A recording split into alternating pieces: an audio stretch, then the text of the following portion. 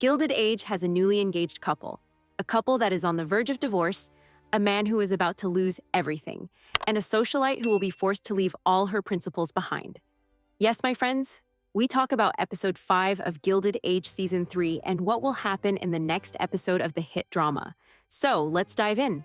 One of the biggest moments was Marian and Larry finally going public with their relationship. After that kiss at the end of season 2 and then spending the first half of season 3 sneaking around in secret, I have to admit, Larry's proposal was a breath of fresh air. I mean, I've been praying for this moment for like the past 3 years. Of course, to no one's surprise, Marian said yes. But the real challenge starts now, because neither of their families are fully on board. Aunt Agnes pretends to be supportive, which is an improvement for her, not gonna lie, but admits to Ada that she feels lied to. Agnes is worried about Bertha's potential claim to the family because of this relationship. And honestly, for once, I can't blame her for feeling this way. Because knowing how far Bertha can go, she can truly dominate anything and everything, which is understandably concerning. Across the street, Larry's parents are equally conflicted. George congratulates them, but Bertha feels she is blindsided. I mean, unless she is the one organizing it, she always feels blindsided. This is a full-on control freak we are talking about. So, I don't know about you guys, but I couldn't care less about her concerns. And it seems like George feels the same as me, because they have an immediate argument which highlights the tension simmering beneath the surface. Turns out George actually supports Larry more than he ever did Glattis, which I found interesting. Or perhaps he wanted to save at least one of their children. Let me know what you think of his reaction to Larry's engagement. Thanks to the new trailer, we know that Marian and Larry will have issues bigger than their families.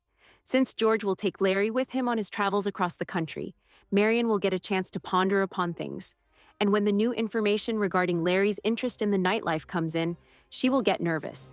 So she'll put her sleuth hat on and inquire with the friends of Larry regarding his whereabouts. And what she finds out will not make her happy, to the point that she will question their entire decision to get married.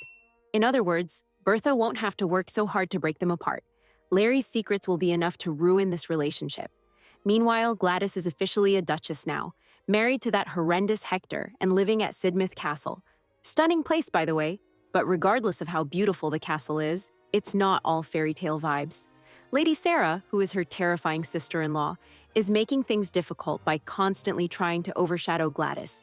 She acts like the hostess of the castle, when that should be Glattis's role. Hector tries to support Glattis by adjusting seating arrangements to give her the respect she deserves, which was nice to see. But let's be honest, that's far from enough to make your new bride feel at home. Plus, the cultural differences are tough on Glattis. She's new to England's customs and humor, which makes her feel out of place. Her maid Adelheid was a source of comfort until Lady Sarah fired her, adding to Glattis's loneliness. But thankfully, Glattis took some control by writing a letter to Bertha back in New York, asking for help. And this seems like the beginning of Glattis's transformation to Bertha. Because even though Bertha hurt her by forcing her to marry this man, she is still her mother, and the most powerful woman she has ever known. So, of course, Glattis made the smartest choice by asking for her help. By the way, I think it is important to note that the show hasn't made Hector the villain, which suggests there's hope for their relationship. And based on the trailer, we know that in the next episode, Bertha will be back in London, getting the chance to discuss things with her daughter face to face. Bertha will be quite open in her opinion, basically suggesting to break some eggs to make an omelet. In other words, Lady Sarah will be the target of the mother and daughter duo, as Bertha will train Glattis to find her way around this woman while winning her husband back. Honestly, I can't wait for Bertha and Glattis to basically be partners in crime and work together to achieve a happy marriage for Glattis. Like, this is the mother-daughter dynamic that we seek for. So, I'm already super excited for episode 6, but let me know what you think. By the way, this is not the only problem the Russells are facing. Even after hosting a big event, their family life isn't calm at all. George's business is struggling badly, and the pressure is mounting. His longtime advisor, Clay, tells him the deal he wants, which is to buy shares from the Merrick family, is impossible. So, out of desperation, George fires Clay and sends Larry to handle the negotiation. A tough call, if you ask me. In the meantime, Bertha steps in, charming Alfred Merrick at a dinner. But George isn't happy. Merrick doubts George's promises and refuses to sell. The only other option, which is buying shares on the open market, would cost more money than George has. Then things get personal. Bertha overhears George's financial troubles, and after reading Glattis's letter, George blames Bertha for their daughter's struggles.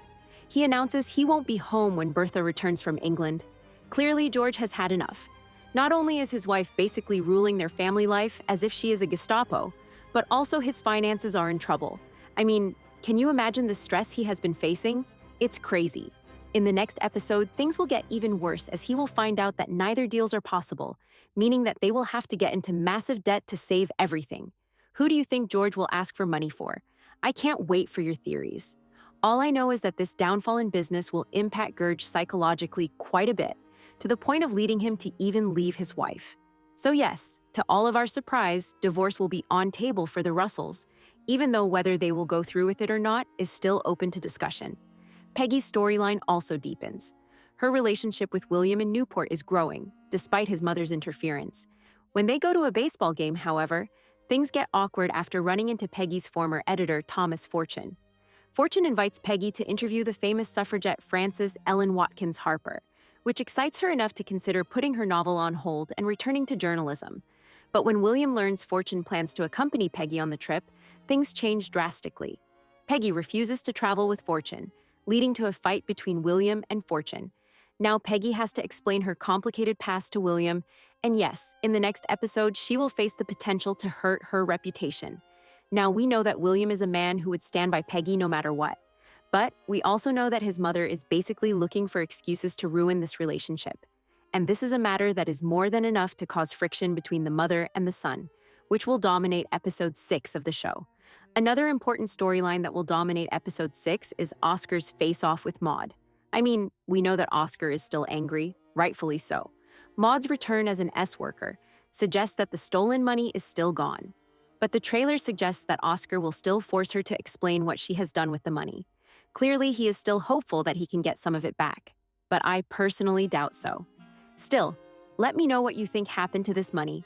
For more weekly updates, discussions, and analysis on the Gilded Age Season 3, make sure to like and follow. Meanwhile, the video on the screen might also interest you.